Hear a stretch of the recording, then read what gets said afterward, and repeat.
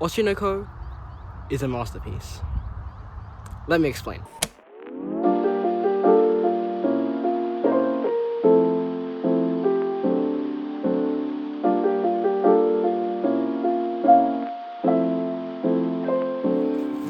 Oshinoko is an idol anime, or at least that's what some people think. Now, before I go on, I must warn you, there will be spoilers in this video. However, as I already mentioned, it is a masterpiece, so you should go and watch it. So, Oshinoko, it's about two kids, Oko and Ruby, and their experiences in the Japanese entertainment and idol industries after the death of their mom, Ai. She was an idol herself who had to conceal her pregnancy from the public eye because that's what's expected of you when you're an idol. Anyways, this deception led to her being murdered by a fan. That might not sound super interesting, but there's a couple things that make this show stand out. The way it untangles the dark side of the entertainment industry, the writing, the characters, the animation, all of it is A tier. Couple that with an absolutely banger opening, and it's no surprise that Oshinoko shot up to number 1 on my anime list after just its first episode, beating every single anime before it. It also was ranked the best anime of the season according to readers of Anime, and its opening song, Idol by YOASOBI, reached first place on the Billboard global charts excluding the United States, which makes it the first Japanese song to ever accomplish such a feat. Additionally, the story of Oshinoko was written by Akasaka, who was also the creator of the Kaguya-sama series, which, if you might know, people always say that it's one of the best romance series of all time, and also one of the best anime series of all time. I only watch shows if I truly feel like I'll get something out of the experience. As for Oshinoko, well, it's a weekly must-watch for me because it's been able to fulfill that criteria every single week.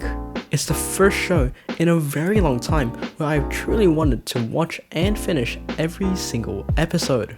Why has it been so amazing? Well, it mostly comes down to the story and the writing. I've never seen another anime cover such unique topics with the quality that Oshinoko has. It provides great insight into the industry with lots of the story being based from reality. Take a look at Ai's murder and Tomita Mayu, Arima Kana and Mana Ashida, and Akane Kurokawa and Hana Kimura.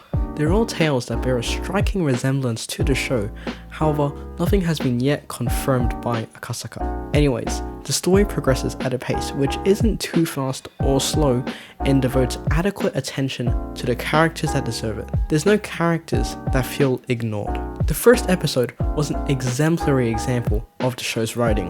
It starts a little slow, builds up, cools down a little, and then bam, you're hit with a bombshell of an ending and a plot twist. The death of the main character. Being able to create and maintain such levels of interest and suspense for 90 minutes while chucking unpredictable yet sensible plot twists is no easy feat, but that's what the show managed to do. I don't think that first episode could have been executed in a better way. If it were split up into individual episodes, none of the tension would be there, and keeping viewers engaged for so long would be a struggle with spoilers floating around. Of course, this first episode did lead to some problems. Some friends of mine just couldn't watch a 90-minute episode in one sitting, having to watch it across multiple days. On the other hand, I know people who said that the rest of Oshinoko didn't live up to the hype of the first episode. In all fairness, it was an amazingly good hook, and no 20-minute episodes could surpass that roller coaster. Adding to the writing is the exceptional use of contrast and just general continuity. Contrast between good and bad and pessimism and optimism can be seen all the time, most exuberantly exemplified in Ruby and Aqua's contrasting personalities. Ruby is a less serious yet hardworking individual, dead set on trying to achieve her dream of being an idol. Aqua, however, is a serious, intelligent individual dead set on his goal of avenging his mother through whatever means necessary. What these contrasting personalities also allow for is comic relief. In Oshi no Ko, comic relief is used in a way which doesn't feel forced and feels like it actually contributes something. My god, does Oshi no Ko look amazing. You can really tell the teams working on the show put in a ton of effort. The animation all around is buttery smooth. Like, they even turned these 2 manga panels into a whole damn music video. Like, that's unheard of. Well, maybe not unheard, but you get what I'm saying. They also released a crap ton of songs, and the show's official social media accounts keep posting a bunch of really cool additional content like behind the scenes and side stories. I could praise Doga Kobo and the production committee basically forever if I wanted to. That's how good this adaptation is. On the topic of quality, I want to mention all the little things that were transferred over from the manga into the anime. This includes things like the star eyes and a bunch of other small pieces of symbolism, like you can see parallels between characters, like with Aqua and Kana in the first episode and the 11th episode. You can see like how Kana is replicating her move. The characters, arguably my favorite part of the series.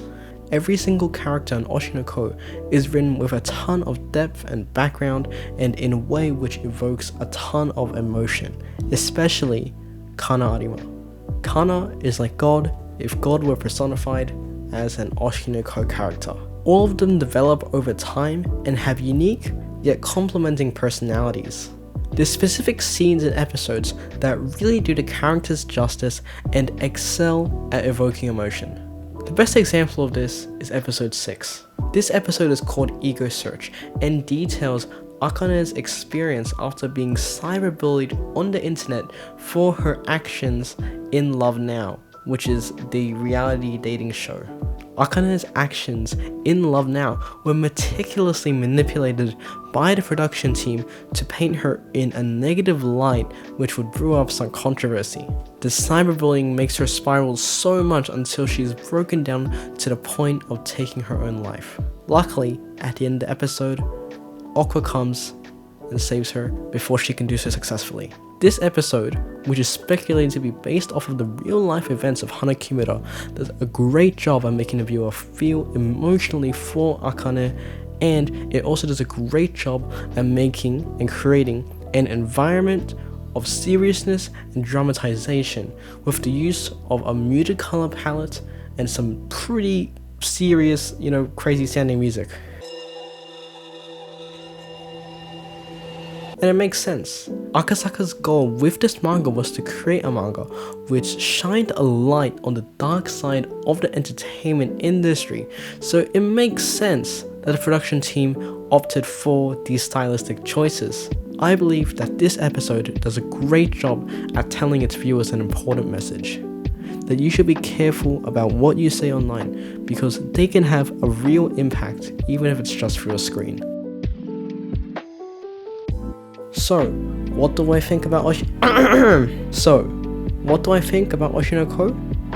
Well, I stand by my position that it's a masterpiece, perhaps even a social good, informing people about the industry and their actions. It's probably not the best series of all time, however, I can definitively say that Kana is the best character of all time. I'll be sure to watch season 2 when it comes out next year or the year after, whenever the hell it comes out. I'll watch season 2 because it's that good of a show. And you better watch season 2 as well. Not sponsored, by the way. I'm not sponsored. I say I'm not sponsored.